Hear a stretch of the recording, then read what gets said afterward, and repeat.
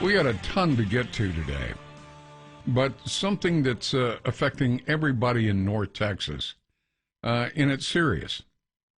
How do I know it's serious? From personal experience. Most of you know I had heart surgery, a quadruple bypass, and about a year and a half ago.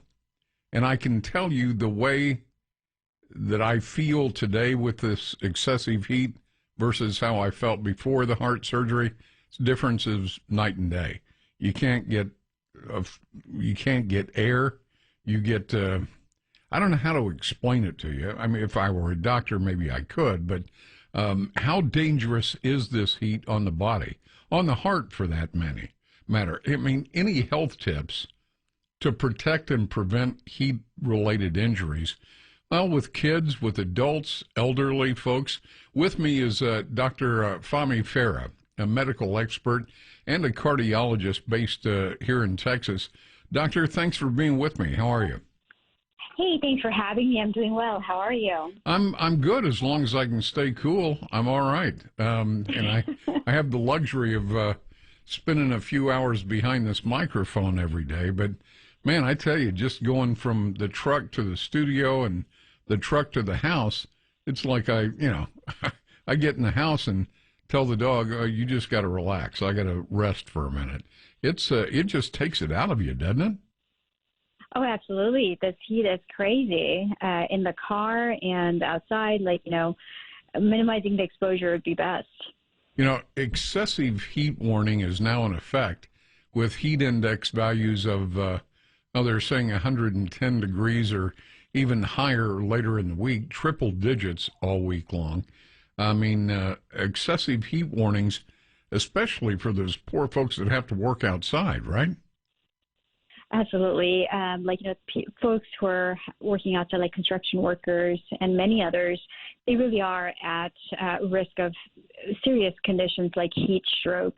Heat stroke can obviously cause serious organ damage, internal damage. So my advice would be, of course, to minimize that exposure during this excessive heat period. Yeah, because we are in that excessive heat warning, afternoon heat index values at or above 110, temps this week 100 or more every day. We're told that the humidity may decrease just a little bit mid to late week. I guess that's good news. But what should people, what should they be looking out for? I mean, even little kids. That's right. I see a lot of kids at the park, playing on the playground. Parents should really be careful with that. As you know, those equipments, the playground equipments, they get very heated. There was a sample done, and some of those samples showed those things reaching as high as 140 degrees Fahrenheit, which can cause second to third degree burn. So my advice would be for parents to be very cautious and not allow their kids to go out and go to the park and outdoors in this kind of excessive heat. That's one. Two, I do see a lot of people running in this heat, adults, and I would advise against that in this kind of heat because you really are exposing yourself and putting yourself in danger of having something like heat stroke. Three, every summer we get reports of parents leaving their kids in the car just for a few minutes to go get something, or pets. Definitely avoid that. Not a good idea at all. You asked a very important question, what to look out for. So excessive heat can lead to something that I already mentioned, heat stroke is a very dangerous condition. It can cause hyperthermia and can dangerously elevate your body temperature, your core body temperature, and that's what leads to a series of things. It can lead to neurological damage. It can cause cardiovascular problems like a heart attack. It can cause somebody to pass out and get dizzy. It can even cause cardiac arrest, certainly causes end organ damage, which is like internal organ damage to several things, like, as I mentioned, heart already, but certainly kidneys and liver as well. So it's a very dangerous thing. Those people should really, really avoid prolonged exposure in this heat. Yeah, I know my own cardiologist, Dr. Weiss, he always says stay out of the heat, even when it's not, excessively hot like it is now. And, look, you don't have to tell me twice. It's just one of those things that I don't think people pay attention to enough. If there's something that goes wrong, and you feel ill, or you have to call somebody in, then everyone seems to be surprised. But all of us are trying to get the word out when it's this hot outside. You've got to live your life a little differently for a day or two, right? Yes, that's right. That's right. Just that core heat time, like the highest heat time during the daytime, avoiding that is what we're talking about. In the evenings when it's not so hot, of course, you're welcome to go out and get your exercise in. But during that excessive heat period of the day, it's best to avoid it. I'm one of those guys. I don't think I could ever live in an apartment, knock on wood, but there's none around here. But I like to be outside as much as I can. And even with, these hot days, after the sun goes down, I try to get outside on the deck.